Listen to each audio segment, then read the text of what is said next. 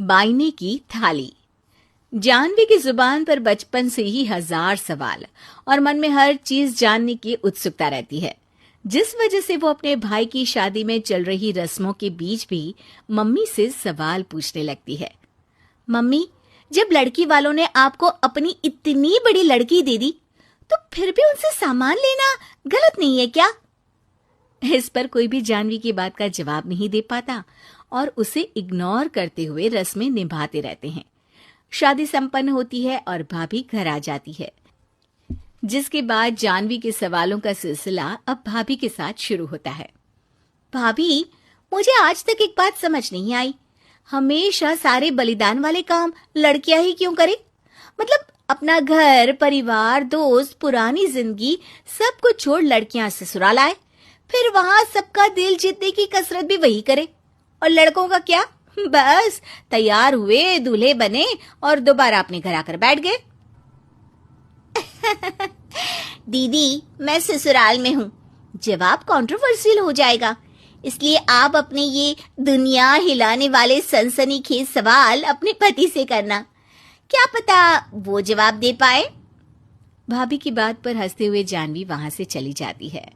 कुछ दिनों बाद उसकी शादी कबीर से हो जाती है। अब ससुराल में कुछ दिन तो जानवी किसी से कोई सवाल पूछे बिना रह लेती है, पर फिर एक शाम दरवाजे पर खड़ी सास को बुजुर्ग भिखारी पर चिल्लाते हुए देख लेती है। अरे मुझे पता है तुम सबके पास खूब पैसा होता है, पर फिर भी हम जैसे शरीफ लोगों को परेशान करना होता है, और फिर जब कोई पैसे ना दे तो तुम उसका खून भी कर देते हो। क्रिमिनल होते हो तुम सबके सब। अब जाते हो यहां से या पुलिस को बुलाऊं? ये सब देख अब जानवी खुद को रोक नहीं पाती। मम्मी, वो आपसे भीख नहीं, खाने की मदद मांग रहे हैं और आप उन पर इस तरह से चिल्ला नहीं सकती। आखिर ये भी तो एक इंसान है, और वो भी आप और मुझसे उम्र में बहुत बड़े। बाकी किसी चीज का नहीं तो कम से कम उनकी उम्र का ही ख्याल कर लीजिए। बहू का ऐसा रूप देख सास को तो जैसे शौक ही लग जाता है।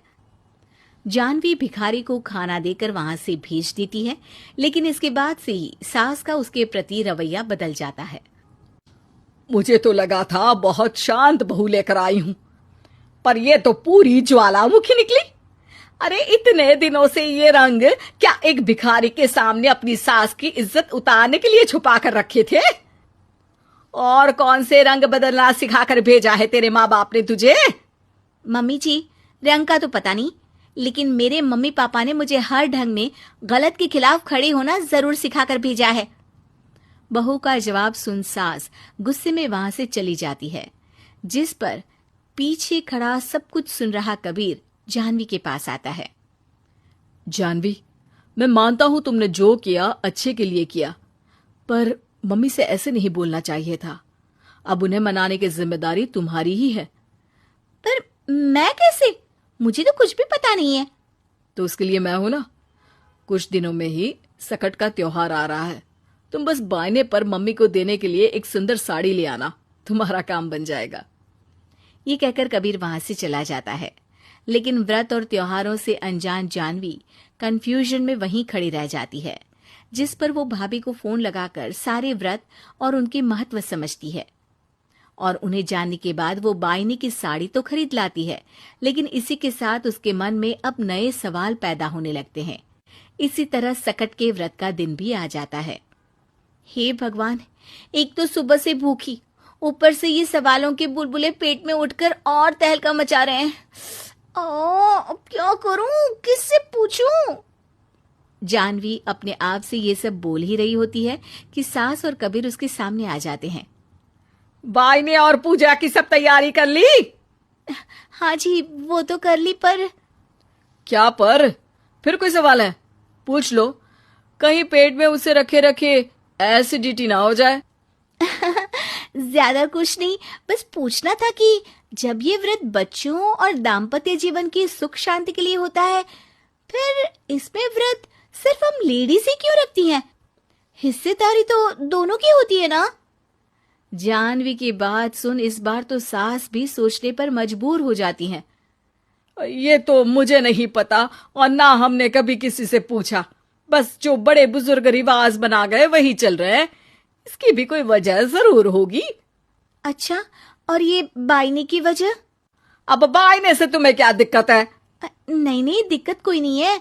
बस सोचती हूँ कि अगर व्रत बच्चों या पति के लिए होता है तो हमेशा हर चीज का गिफ्ट सिर्फ सास को ही क्यों मिलता है?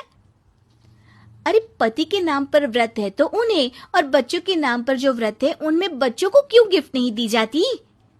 जानवी का सवाल सुन इस बार सास भड़कने की बजाय शांति से उसका जवाब देती है। वैसे ये सवाल एक बार मैंने भी अपनी सासू माँ से किया था, तो जवाब मिला कि सास की वजह से ही पति मिला है, इसलिए एक थैंक यू और इज्जत की तरह उन्हें ये बायना दिया जाता है। और बच्चों वाला तो मुझे भी नहीं पता।